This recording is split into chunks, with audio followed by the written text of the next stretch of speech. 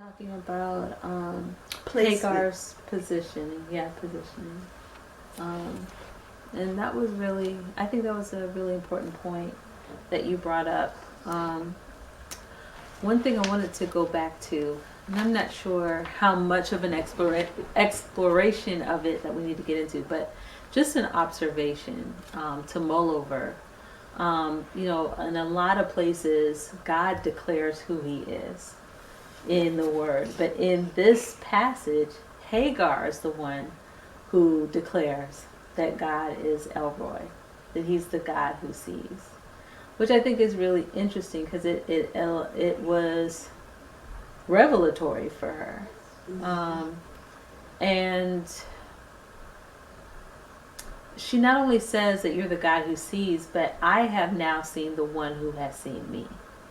And so for me, what I infer from that is that she recognized that God has been seeing her and has known her all along, but she didn't know until she encountered Him at this well.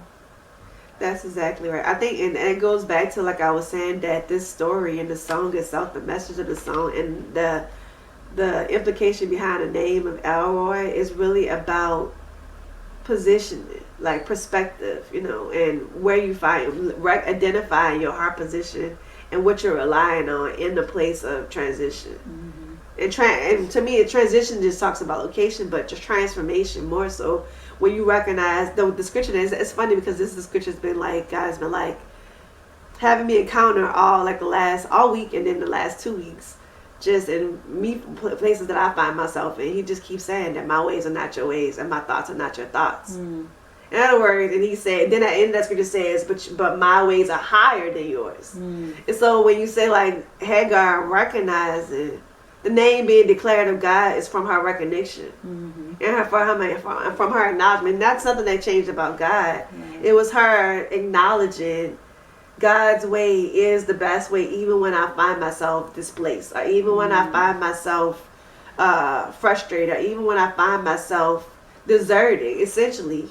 Or when I find that I have to desert my way, because that could also make you feel displaced, because God is intentionally causing a stirring up.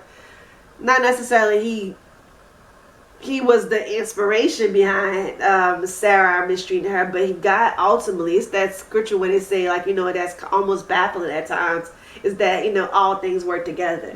It's that concept, like you said, I recognize that God sees me here, and He also sees the whole picture and the whole plan. And this one thing is not an altering of that plan because of where I find myself. But what does have the transition is like my way of seeing, and not being redefined or reshaped or taken aback by the circumstances. And so to me, it's just God's another example where God would use a circumstance or maybe something that was meant for evil to allow you to basically, like you said, to reposition or transform you on the inside. Because essentially, to me, when I think about waiting is really to cause you to, like you said, to strengthen your perspective of yourself so that you can continue to go forward. Absolutely. Whether you going, no matter, it don't mean that the circumstance is not going to change. Whether it does or doesn't, it's really to cause you to basically be transformed. It's that scripture say, be transformed by the renewing of your mind.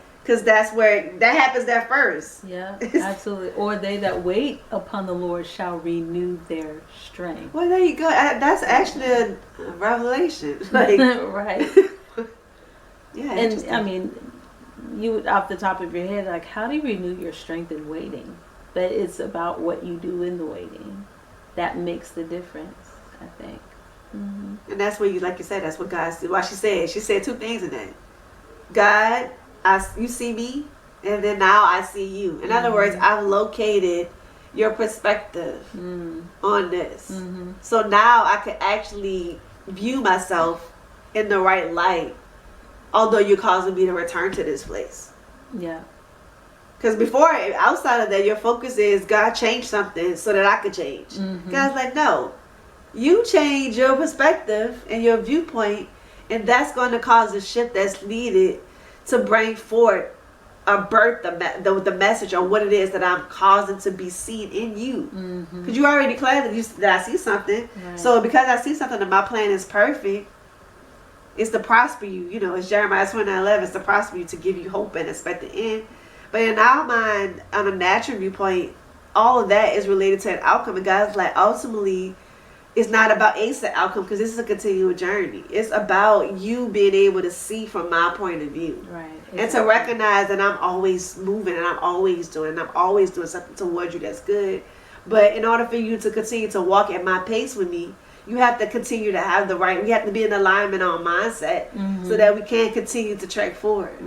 That's essentially what it is. Like you say, you know, how could two walk together unless we agree? God's like, the first person you agree with is me, always. And when I find you not being able to agree, I will allow the circumstances to cause you to come to me, to see me, so that you can see you, so that we can continue to walk. Right. It's almost like you say, hey, let me. It's the old fashioned Siri, like, you know.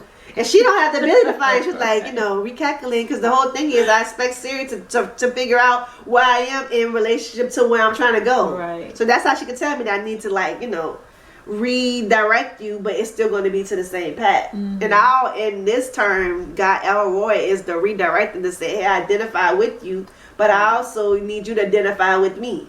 And recognize that I have already sought out the answer. I've already delivered that. I've already am aware of it. I already know that. Like, I already know your bigger picture. And that's what Ishmael and the declarations and that's, I think also that's why Hagar was able to still have a proper response. Because to me personally, if you give me the declarations are only really good when it's something that's perfect. I'm like, oh, you can give me Isaac. He wasn't declaring what he was declaring about Isaac as being the one that he promised. Right. When you look at the stuff he said about Ishmael sounded a little hostile, actually. So me, I'm like, oh, thank you. And I was like, yeah, okay. Thank you very much. Like, okay. The second hand you gave me, the other one. What about the smooth one over there? The more peaceable guy. Right. That sounds like a roughneck. Like, for real.